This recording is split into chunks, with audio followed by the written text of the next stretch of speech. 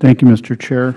I'm always hesitant to follow my friend from Tennessee, but I'll endeavor. Chairman Gruenberg, several months ago, your General Counsel, whose name I think was Osterman, yes, Congressman, sat here and said that legitimately constituted marijuana businesses in those states that have legalized it, either through legislative action or vote of the people, that followed FinCEN guidance wouldn't have anything to worry about from FDIC. Have you formalized that position in writing in any way? Because I have to tell you, I interact with banks and credit unions all the time, and they're still walking on eggshells. Yes, Congressman, we have put in writing in a letter that our direction to banks is to follow the FinCEN guidance. We would deeply appreciate being able to receive a copy of that. With respect to marijuana producers and dispensaries, as you know, the Department of Justice's Cole memorandum requires conformance with 8 Federal priorities to qualify as legitimate. It's important to note the first 2, keep it out of the hands of kids and keep cash out of the hands of the gangs and cartels. Both the state entity that regulates them and any bank or credit union that serves them are required to be checking for conformance with the same 8 Federal priorities. Now, in my state, where the voters did approve it, we have a State Liquor Control Board, which regulates marijuana businesses.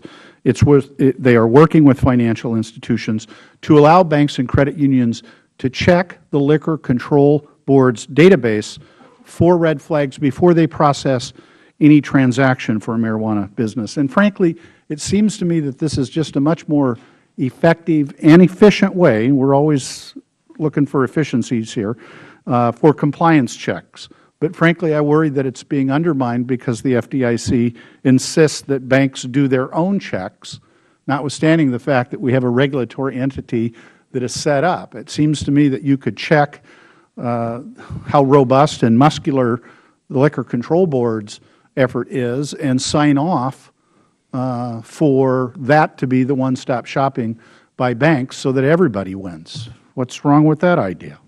Well, if I may, Congressman, let us take a look on that, and we'll be glad to engage with you in regard, and you and your staff in regard to it. I look forward to your response, and I appreciate your willingness to follow up. I have a kind of a philosophical question about SARS, suspicious activity reports.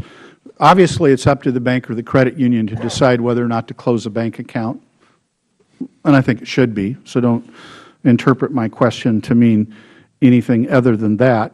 But I wonder, frankly, whether or not the mere fact of generating multiple SARs necessarily leads to the best decision to close the account. And why do I say that? Well, that's how we can track them. If we're ever going to want to do anything, that's our access point. That's the transparency.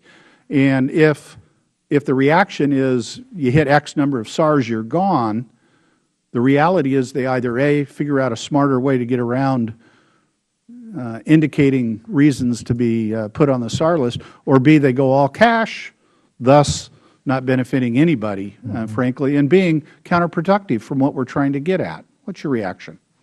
That's probably a tricky call on the part of the institution because, as you know, they're under a legal obligation if they identify suspicious activity to report it. So, frankly, I'd have to give that one a little bit of thought, I think. It's not the reporting.